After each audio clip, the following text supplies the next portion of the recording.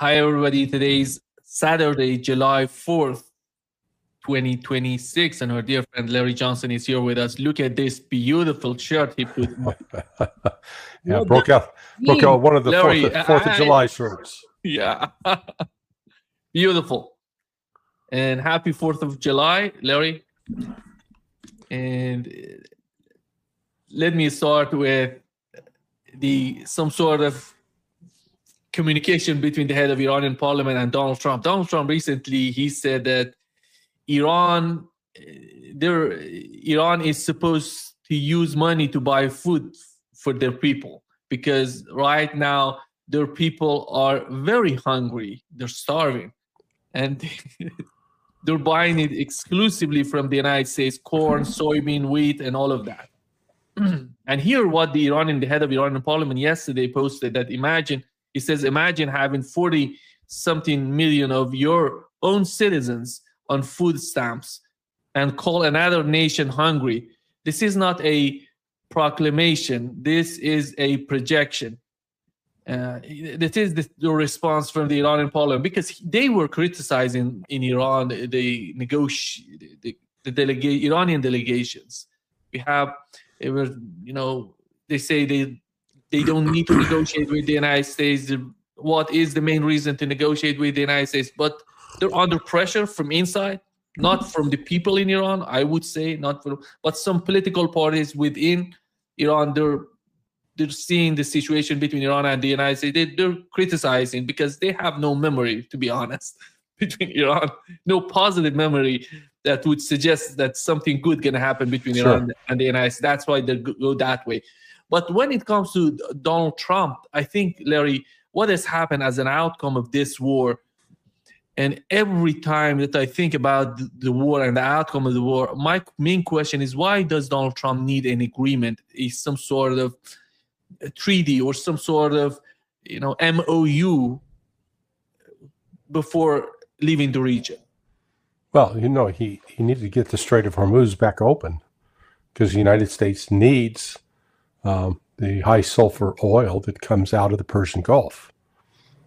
While it's not a majority of what the United States consumes, it's still there is a demand in the United States for aviation fuel and diesel. The refineries in the United States are set up in such a way that they produce aviation fuel and diesel from high sulfur content oil. So that means they use oil out of Canada and oil out of Mexico and oil out of Venezuela, but it's still not enough to meet the U.S. demand. And he was informed, 4 or 5 weeks ago, that if they didn't get the Strait of Hormuz back open and get that oil flowing, the United States is going to experience a shortage of diesel fuel and aviation fuel, which is going to have a very negative effect on the economy. There will be reduced either tractors that need to, for farmers, won't operate, won't have enough fuel, or the price of diesel and aviation fuel will soar, which means that they have a very big inflationary spike. So that's why he did it. He himself said, we'll be out within 4 weeks. Now, he said oil, and people were thinking he was talking about, the oil that they put in their car. But the United States has no problem with what's called the sweet crude. So it has plenty of that. That's used to make gasoline. But what I've learned, I had assumed that you just a refinery is a refinery. Just it's like a coffee grinder. You put the coffee beans in the grinder and you just set the number. Do I want it a coarse ground or do I want it a fine ground? And just adjust the knob and boom, there you go. And it's not like that at all. It is the actual processes that are used to produce diesel and aviation fuel are different than that to produce gasoline. On top of it, though, when you get the high sulfur, you want to extract the sulfur because the sulfur itself has value in both producing fertilizer and in a number of industrial processes. That's why I wanted the MOU. How about the nuclear program of Iran, which was the main objective of the Trump administration? Yeah, that's window dressing. They're not. They're really not. That's not the game changer or the deal killer. That we got to. That has been the narrative to justify the actions against Iran, because ultimately, for the United States, they wanted to destroy Iran. So the nuclear program is just an excuse to do so. But for the facade of what's going on, what has happened so far, they need something considering the nuclear program of Iran. They need that. Because if he gets out of it without having a new deal between Iran and the United States, considering the nuclear program, so the whole community in the United States will say, what was that? Oh, you're being very generous in assuming that people can remember something from one week to the next. I'll call ourselves lithium deprived. We have Alzheimer's. We have no memory. Yes, he'll use a nuclear, I quote, a deal on the nuclear issue as a way to persuade Americans. Hey, I won. Look at this great deal we got. Now, all along, it has been Israel's false accusation that Iran was developing a bomb for 40 years. And from Israel's standpoint, it was just, they could not stand the Islamic Republic and its support for Hezbollah. And again, Hezbollah was not a creature of Iran. Hezbollah was an organic organization that grew out of reaction to Israel's invasion of southern Lebanon. So it is, again, we are constantly bombarded with this narrative that Iran is this fanatical Islamic state that is bent on imposing Sharia law on Christians. That I hear that from people, otherwise sane, rational people, but they've got themselves convinced that the Muslims lie because secretly they're going to force Christians to convert, that kind of thing. That's so funny. Well, the one that's being pushed around right now is this. There's reportedly a guy who claims he was a member of the IRGC, and he's now called Christians for Iran, because he says in Iran they do not allow Muslims to convert to Christianity. And someone was trying to make a big deal about that. And I said, well, okay, if that's the case, that's Iran's choice. They're not going outside of Iran, but they're saying within Iran, well, if you're Christian, we'll respect that. If you're Jewish, we'll respect that. But don't come out and proselytize and try to convert. I don't know if that's true or not, but it's like, if it is, so what? When it comes to these issues that are religious, somehow the government doesn't that much. They don't go after people to find, if they're Christians. If you convert, let's assume you convert, and nobody's gonna ask you, come here and you have to answer my question. You may go, for example, if you want to be part of, let's assume you want to go, you want to work for the government, and then you have a list of the things that you have to declare, that I am Shia, or I'm a Muslim, or I'm Christian. That's part of. Here in Brazil we have. I did all of that here in Brazil. So nobody but's gonna go after him to get him to detain him. No, That's ridiculous. The guy is, I don't know who argued that, but it makes no sense to me. And because nobody gonna ask people, what is your religion? What was your previous religion? Did you convert to that doesn't make sense. And the other point, Larry, in the Strait of Hormuz right now is that the United States tried to use the southern part of the Strait of Hormuz. And together, I don't know if the Omani government, what is the cooperation between the United States and the Omani government, but they have been trying to use the southern part, and they use it somehow. And today we've learned that Iran has completely closed the Strait of the U.S. Omani designated maritime corridor, or those routes in the southern part of the strait. Bloomberg reported that at least 8 vessels or ships were forced to return or to use to turn around or use the alternative, which would be the Iranian routes. So this is what's going on. We know that the U.S. Air Force is in the region and trying to help, the vessels. Do you see any? Go ahead. Well, how does the Air Force? I had this discussion last night with Suleiman Ahmed, who has a pretty popular X account, and he said, the U.S. Air Force is accompanying these ships. The ships are traveling maximum 12 miles an hour. Airplanes flying at least 150, 200 miles per hour. It doesn't accompany, number one. Number two, is the so-called planes that were accompanying didn't even have what's called close air support capability. So if your goal was to prevent those ships from being attacked, you might have an Apache helicopter flying around it, or you would bring an actual ship into this strait, which the United States has not done because Iran will, blow them out of the water. So this is, this is more theater, and the United States, keeps telling people, "Oh yeah, the strait's wide open, and we're in control," and we're not in control. So I keep monitoring. There are a couple of sites people want to do it for themselves. Vesselfinder.com, I think, is the best, because it shows you the ships, and then you can click on them, and it'll actually bring up a picture and the name. It's pretty interesting. Like, I was just looking at this one. It doesn't appear to be.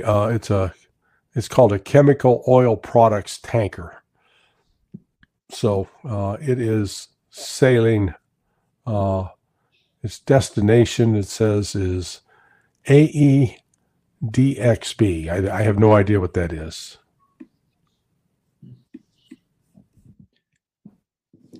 Larry, Benjamin Netanyahu going to meet with Donald Trump. Today we've learned Ben-Gvir again, he canceled his visit to the United States. He wanted to go to New York, and we know what is the atmosphere in New York, and the people are going to go out against him and against what's going on in Gaza, in the West Bank, and you see the reason that he has canceled his visit. But I don't know what Benjamin Netanyahu what is the main objective of Benjamin Netanyahu and the new meeting with Donald Trump. How do you understand that? Well, they did announce today that he's canceling the visit.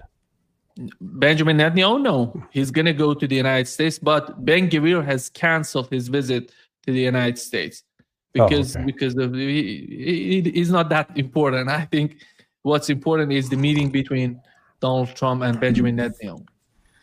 Yeah. Do we know what date? Not yet. We don't know.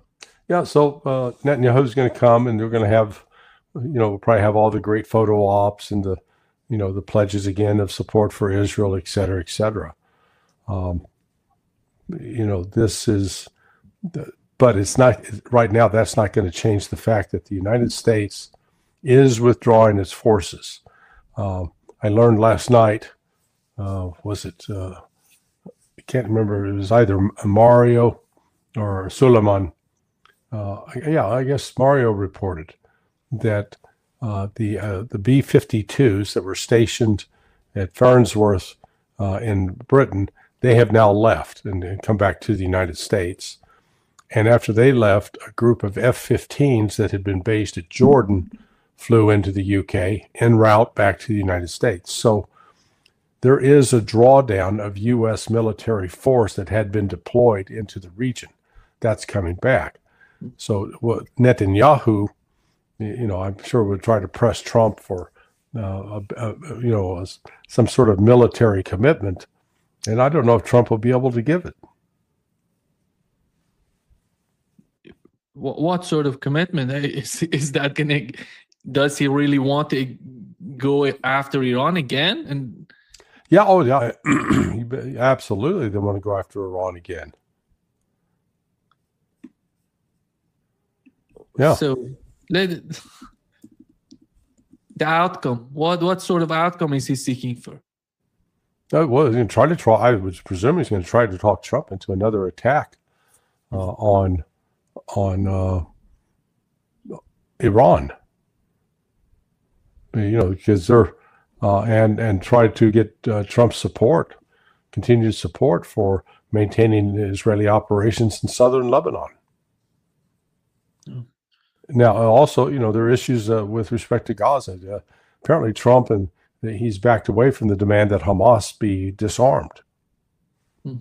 So, because there is no way to disarm Hamas. If that was possible, Israelis would have done that before. Well, it's possible, but at a tremendous cost. It'd be a very bloody fight. It would probably devolve into hand-to-hand combat, and Israel doesn't want to do that. They're trying to minimize their casualties. They don't care how many casualties they inflict on the Palestinians, but they want to minimize their own. You mean Israelis going in Gaza? Because we know that they were not able to go deep because of the ambushes in Gaza. And right. But I mean, I'm just saying, you can do it, but recognize you're going to be ambushed. You're going to have casualties. You're going to get a lot of people killed and wounded. And Israel, despite all their tough talk, they don't want to incur that risk. So that's why you've had Hamas able to hold them off. They really feel that they can annex the West Bank, and well, they have been, yeah, absolutely. Last time we hear Donald Trump say the no annexation of the West Bank. Do you think he's going to stay? The way that he is going to stay in the same position, no annexation of the West Bank, or he's going to change his position on the West Bank? Well, he's not going to force the Israelis to give up their settlements in the West Bank. That's, I think that's pretty certain. It doesn't matter what he says. It's like, what is he willing to do? Is he willing to cut off aid to Israel and say, no, you're going to have to get out of the West Bank, or we're done. There's no more aid. I don't see him doing that. That would be the ideal thing to do, but he won't do that. So we're going to see, I think you'll see the continued encroachment of Israel into the West Bank and to attempt to drive the Palestinians out. I think, which includes Palestinian Christians. I see many ways that even Europeans can come out with some sort of legal argument against Israel, because nobody's happy about what Israel is doing in Palestine, to be honest. Correct. And how legally do you think that, is there any legal process to avoid that?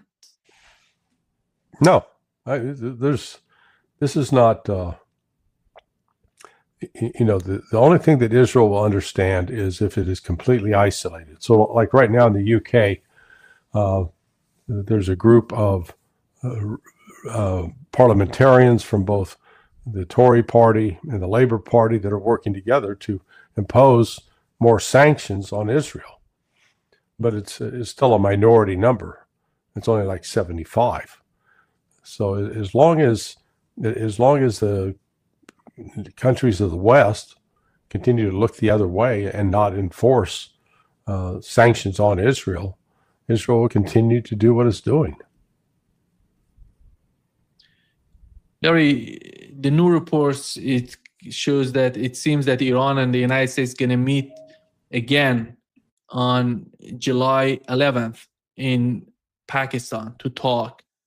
And the new round of talks, it seems that they're going to talk about the Iranian frozen assets and the sanctions on Iran, basically primary and secondary sanctions, IAEA, UN Security Council. These are going to be the next steps of the negotiations. Mm-hmm. so far, what we've learned from the Iranian nuclear program, they have two sites in Iran. One of them is in Tehran. They say research reactor in Tehran, which was IAEA can go there, and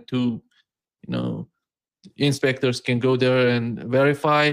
And in Bushehr, which is a cooperation between Iranians and Russians, they can go there. But other sites in Iran are not open for the inspectors of IAEA.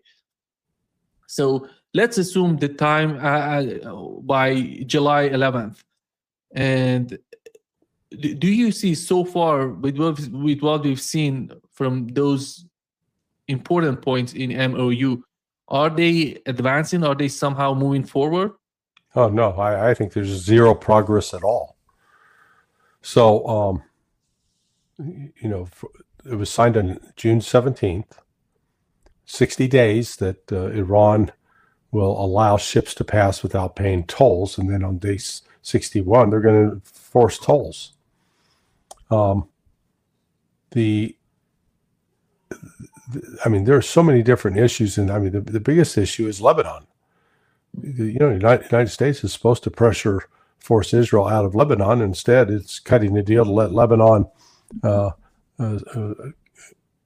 allow Israel to stay in southern Lebanon and to occupy territory, and also to use it as an excuse to, find ways to bring, Syria in to maybe attack Hezbollah. So, I think for all practical purposes, the MOU is dead.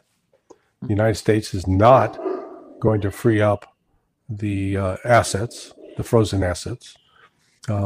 It's not going to take major strides forward to get rid of all the sanctions that the UN and others proposed. The only thing they're allowing right now is the oil to flow out because the West needs the oil. Now, the United States isn't getting any of this oil. That's what's fascinating. When you look at the ships that are coming out, there's a crude oil tanker like now called the Long Wind. It's headed to Fujairah. So it came out of the Persian Gulf, and it came out through the Iranian route. You've got another tanker out there I'm just looking at that's headed to India, Mumbai. So none of these tankers are going to the United States. Yeah. That's what's interesting is the United States needs those tankers, but not getting it. So it's I'm just sitting here. Yeah. So a lot of these tankers that are coming out, they're going to Fujairah, and then where they go, maybe from Fujairah, they're going to go on to, say, the United States. But from Fujairah to one of the oil terminals where the refineries are in southern United States, that's a 42-day trip. So you're not going to see anything like immediate relief for the United States. There's going to be at least a month of severe disruption. I think that's one of the main reasons for many people arguing that there is no way for the United States to get back to the fight again. Well, yeah, I mean, for right now, yes, that's, and again, I look at it in terms of, do we see for a military action to take place? That means there was a planning and operations cell, an actual bureaucratic entity, and these are called for this latest, for the attacks on the 28th of February. Those were handled by what are called CATs, C-A-T, Crisis Action Teams. Those stood up and started operating a week before that attack on the 28th of February, at least a week. And they've now been taken down. They're now operating 8 to 5, 9 to 5, 5 days a week, bankers' hours. And so the fact that you don't have that planning cell that's up and operating 24/7 tells you that there are no significant military operations being planned or on the verge of being carried out.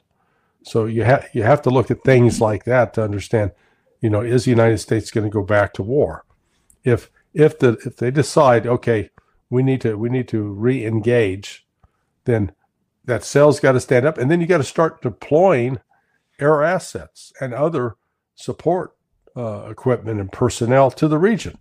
Right now, they're withdrawing all of them, so that mitigates against any kind of major flare-up over at least the next 2 to 3 months. And frankly, I don't see Trump wanting to, light off a new level of war with Iran, a month or two before the elections, the midterm elections in November. Yeah. The Marco Rubio and his people tried to put a lot of pressure on countries around the world. Yep. In order to force them not to go to the funeral of the supreme leader of Iran. From the reports so far, we've learned that more than 100 countries participated. And when it comes, Larry, to, funeral is not, I don't know what is the importance of that for the United States to avoid that. It seems that in the eyes of the administration, it's a political sort of support for Iranians. But the supreme leader is a religious leader. He's not, the president. He's a religious leader of Iran. And going to the funeral is not that much against the United States and the Trump administration. I don't know. What is your perception of that? Maybe. Oh, no. Look, this is all about discrediting Iran if you can. If